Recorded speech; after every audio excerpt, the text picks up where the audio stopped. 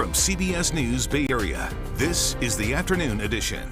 Right now in the Afternoon Edition, the Bay Area preschool is empowering and supporting East San Jose's youngest students and their families.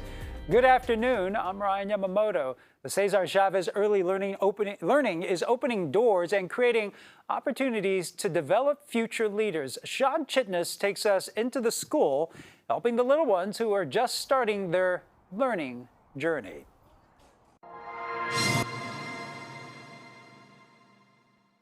Improving access to early childhood education for low-income families is the first step in a lifelong process to help underserved kids become successful. It's just centered around building the relationship with the parent and helping them see education as a teacher and family community collaborative role. Lisbeth Vargas is the lead teacher for Early Head Start at the new Cesar Chavez Early Learning Center. She's also a parent and understands the concerns some families have leaving their children at a new school. I have my son here and my daughter was here. The goal of CCELC is to be a place where families can have all their young children in one place, from infants all the way to kindergarten.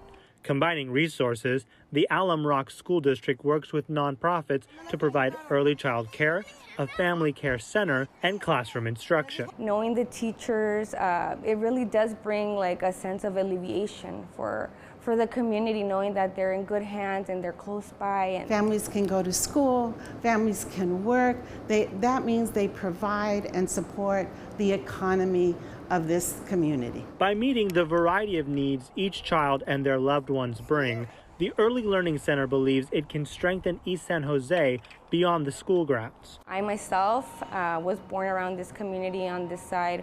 My mom, who needed the help, she was also part of the program, and I know how helpful it was.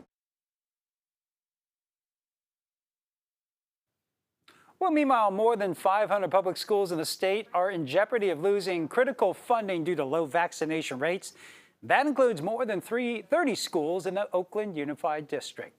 And state officials say more than 20% of kindergarten students in nearly a dozen schools in Oakland did not have all the required immunization vaccinations last year.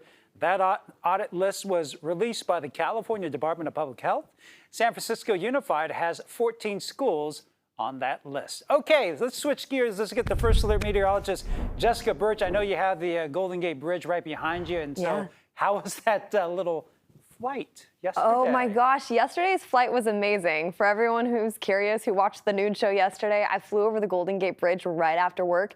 It was stunning. Oh my goodness. Blue skies, light winds. It was great. And at the surface level, it was great too. That's kind of what we're waking up to and heading into this afternoon with, really. The marine layer is holding on just a little bit more tight right now. We have breezier onshore winds. Temperatures right now as you head south into San Francisco, currently sitting in the 60s. It's nice and cool for us today. We're sitting in the low 60s for our daytime highs along our coastline. Once we head down south, just along 101 down into San Jose, we're warming up into the 80s this afternoon with plenty of sunshine and daytime highs still staying in the low 80s widespread throughout the Santa Clara Valley. We're actually even going to see some 70s in the forecast from Redwood City down into Sunnyvale. Heading off into the east, those 80s turn into 90s in certain pockets like Brentwood. Once we head back to the San Francisco area, 60s and 70s. Oh, it's a beautiful forecast for us this afternoon. I'll let you know what your weekend's going to look like coming up in just a bit. Ryan. Thanks, Jess. Students at Skyline High School in Oakland back in class today. No one was hurt in that shooting, but the school was locked down for just a bit. Police recovered a gun and arrested 2 people. The San Francisco Police Department will hold a virtual town hall this afternoon, all to address last week's shooting in the Tenderloin neighborhood. Police say a man on Jones Street between Eddy and Turk had a knife and threatened people with it. He was critically shot and wounded. At today's virtual town hall, we expect police to provide body camera footage and details on what happened and why officers felt they were forced to fire. Meanwhile, Governor Gavin Newsom announcing a new effort to crack down on fentanyl smuggling at U.S. ports of entry. In a post on X, formerly Twitter, of course, Newsom says the state is increasing the number of service members responding to the crisis by 50%. He adds that ports of entry are where 93% of the state's seizures of the deadly drug is happening. And the governor has also signed an executive order to study artificial intelligence. State agencies are now required to look at the potential risks and benefits of AI technology and create guidelines on how it should be used.